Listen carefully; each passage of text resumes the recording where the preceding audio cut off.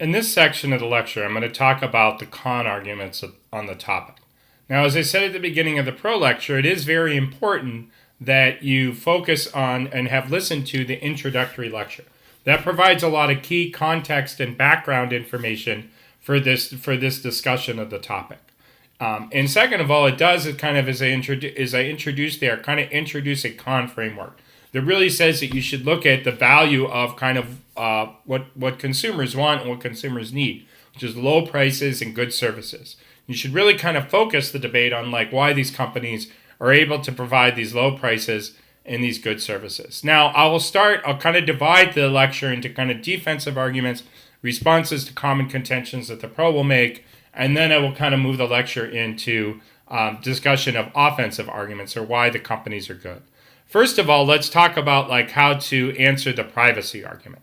The first of all is that if we make it too difficult to monetize and gain access to other people's information, it's going to make it more difficult for these companies to provide other products, right? Facebook can't be free unless they monetize your information and sell ads and resell your data. That is how they make all of their money. Second, Google can't provide a search engine if it doesn't have any for free. If it doesn't have any way to monetize the data. So if we start kind of making it more difficult to essentially kind of violate, you may consider it to be people's privacy to collect data, this becomes more difficult. Second of all, you can say privacy is not really about competition.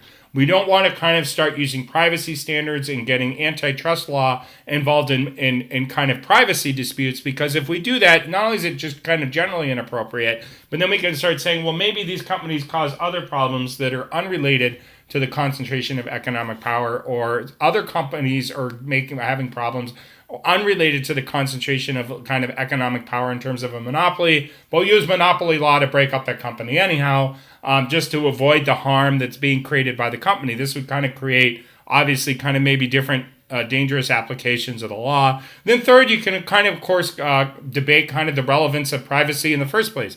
Is privacy very meaningful? Is privacy something that we want to continue protecting? Like, what difference does privacy make? There's obviously, in history, you can say that people have not really like kind of even cared that much about privacy. People used to kind of have more communal living. And in China, you have a lot of what you call social credit and social credit scores, and people are kind of always being watched, and people don't really care that much. So I think that is like a consideration to keep in mind with answering privacy. I'll skip down to the third one just because the second is probably a subset of that, answers to monopoly.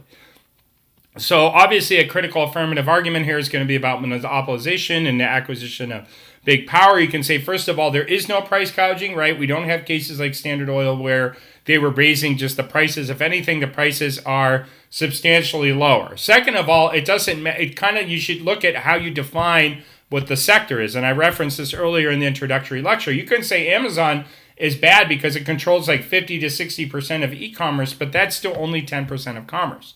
And it's still not all of e-commerce. So they're not controlling everything, right? And there are other social media platforms besides like Facebook, Instagram, WhatsApp. A lot of people in the US are starting to use WeChat, which is like a Chinese application. I use it all the time. So I think that, that's a consideration to make. You can also say, look, and social networking is different. People want to be on one social network. That's the value of a social network, right? You can kind of see like what all of your friends are doing. You won't want to have to check 5 different social networking platforms in the morning just to catch up with different people. You would just kind of stop using that, or you would just end up using one, and you would lose track of a lot of people. So, part of the value of like social networking, is that everything's in one place. And to the extent they're different, they perform different services. Like Facebook is still different than Instagram, which is largely about photo and video sharing. Okay. And it's different than LinkedIn. LinkedIn is largely about business contacts. It specializes in that area. It's growing. So is Facebook, which is not as much of a business platform. It tries to maintain interest in the business market with things like Facebook, like pages and things like that for businesses and organizations. But there are other social networks that kind of do perform different functions and work in different ways. Now, some people kind of almost as a subset of that say that big data, the collection of all this data, this private information, also undermines market competition, but there's some good evidence that says that there's not really a strong effect. It's not that much related to data. And that again, more data improves products. What products are people buying? If people aren't buying a product, it's probably because it's either too expensive or it's useless, right? So you can lower the cost, you can try to improve the product.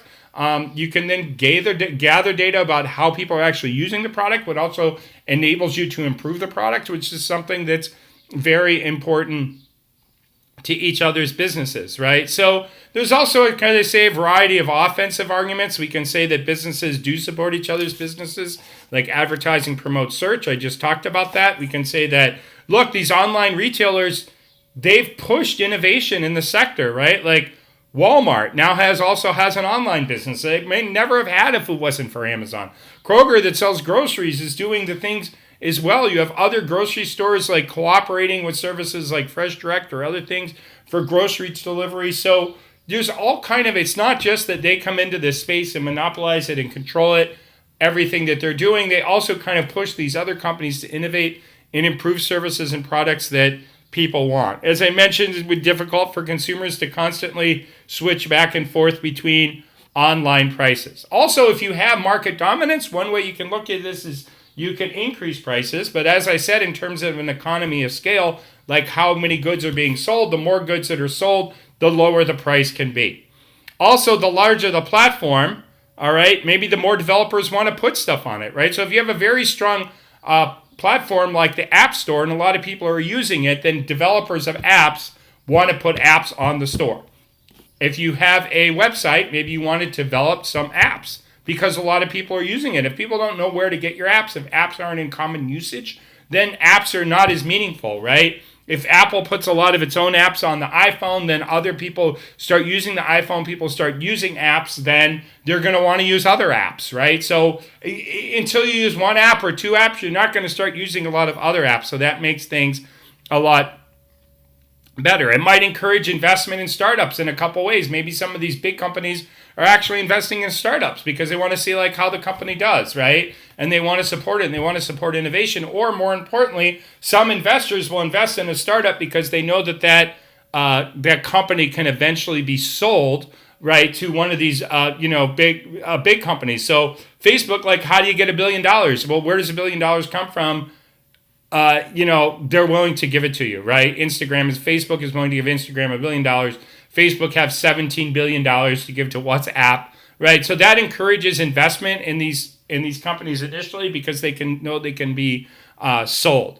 As I said, the companies are liked and they provide free services. Just think, you probably as a debater use Google all the time for searches. You use Gmail, Google Docs, Google Maps, Google Translate, like all these services that are free, okay, are kind of made possible because these companies kind of collect a lot of, essentially monetize your data, the information they have about you, and because they have a lot of capital to invest in these products that are kind of free, at least economically, directly to you. The other kind of problems that can develop is, look, if we're going to regulate companies more, maybe larger companies can handle the regulations. I don't know how much that applies to monopolies. If you're going to break them up, it's difficult to manage, but they can just larger companies can kind of play in the regulatory process, figure out how to comply much better than small companies because it's obviously a smaller percentage of their revenue that has to deal with regulatory compliance.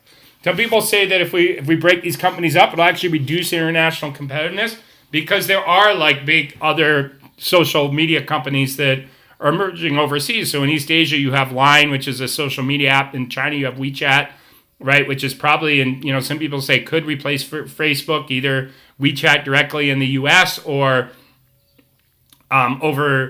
overseas, or a new product that comes in that's more similar to WeChat. I mean, WeChat is great because it integrates all your social media. Plus, it allows you to do everything in one place. So it has its own internal Uber. It allows you to book rides, to book tickets, to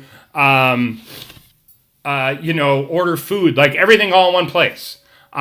People can sell things on it, just a store, similar maybe to like what Facebook's trying to do with its store. So it's a fully integrated social media app that's similar but different in some ways to Facebook. So maybe with, if we can't compete, if we were going to stay small, we're never going to be able to compete with those big companies that are allowed to operate overseas. Now, if the pro can only argue for enforcing existing laws, then that's tough, right? Like these laws are vague. As we mentioned earlier, they just say, well, you have to lessen monopolies and stuff like that. If you're to enforce that against big tech, what does that even mean? How could you possibly use that to break up these companies? It's very difficult, right? So they're vague. They weren't written even with the assumptions of big tech in mind. Obviously, some of the leading advocates, such as Senator Warren, are calling for some additional things. So this is kind of an initial preview of the con arguments. We'll see, as things progress, as some of the other handbook providers kind of produce some materials, we'll see what other arguments are available. I don't think any new arguments are going to be especially strong. I think these are the core arguments, and I think you really want to wrap your con arguments around this idea of what the consumer needs and what the consumer wants. And how everything is kind of pretty good now, and kind of push back against these kind of speculations about the long-term harms of economic power.